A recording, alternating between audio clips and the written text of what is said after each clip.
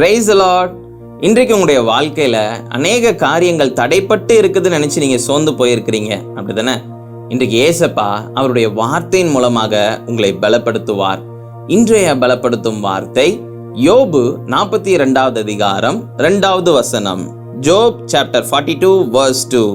தேவரீர் சகலத்தையும் செய்ய வல்லவர், நீர் செய்ய நினைத்தது தடைபடாது என்பதை அறிந்திருக்கிறேன். I know that you can do all things and that no purpose of yours can be hindered. இன்றைக்கு வேத வசனத்தின் மூலமாக நம்ம அறிந்து கொள்ள முடியும், தேவன் சகலவற்றையும் செய்ய வல்லமையுள்ள தேவனாக இருக்கிறார். அவர் செய்ய நினைத்தது ஒருபோதும் தடைபடாது என்று. அவர் உங்களுடைய வாழ்க்கையில உங்களுக்கு ஒரு திட்டம் வைத்திருக்கிறார், உங்களுக்கு ஒரு தரிசனம் வைத்திருக்கிறார், உங்களுக்குன்னு ஒரு நல்ல பிளான் வச்சிருக்கிறார். அந்த பிளான்ல அதற்கேற்றபடிதான் அவர் ஏசப்பா செயல்படுத்துவாரே தவிர்த்து, உங்களுடைய வாழ்க்கையில சில மனுஷங்க உங்களுக்கு விரோதமாக எழும்பி அதை தடுக்கணும்னு சொல்லி நினைக்கிறாங்க அப்படின்னா அது தடைபடாது. ஏசப்பா அவர் உங்களுக்கு வைத்திருக்கிற அந்த தரிசனத்தின்படி நேர்த்தியாக நடத்துவார். எல்லா தடைகளையும் நிர்மலமாக்கி போட்டு அவர் உங்களை நேர்த்தியாக வழி நடத்துகிற தேவன். அவர் சர்வ வல்லமை உள்ள தேவன்.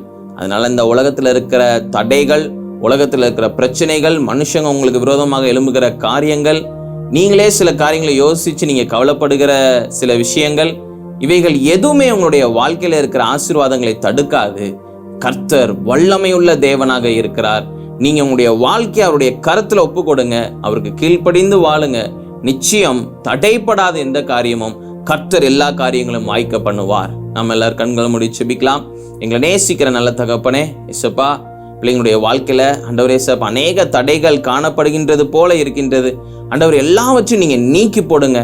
ஏற்ற வேளையில ஆசீர்வாதங்களை கொடுக்கிற தேவன் நீங்க. ஆசீர்வதிங்க ஆண்டவரே ஏசப்பா. பிள்ளைங்களுக்கு விரோதமாக எழும்புகிற எல்லா காரியங்களும் நிர்மலமாக்கி போடுங்கப்பா. நீங்க மாத்திரம் மகிமைப்படுங்க. இயேசுவின் மூலம் ஜெபிக்கிறேன் பிதாவே, ஆமென். தேவன் செய்ய நினைத்தது ஒருபோதும் தடைப்படாது. அவர் உங்க வாழ்க்கையில உங்களுக்கு வைத்திருக்கிற திட்டங்கள், உங்களை உயர்த்துகிற காரியங்கள் வைத்திருக்கிறார். எந்த காரியமும் அது தடைப்படாது. ஏசப்பா நிச்சயம் உங்களுடைய வாழ்க்கையில பெரிய காரியங்களை செய்வார். சோர்ந்து போகாம விசுவாசத்தோட காத்துருங்க. நிச்சயம் பெரிய காரியங்களை பார்ப்பீங்க. கர்த்தர் உங்களை ஆசீர்வதிப்பாராக. ஆமென்.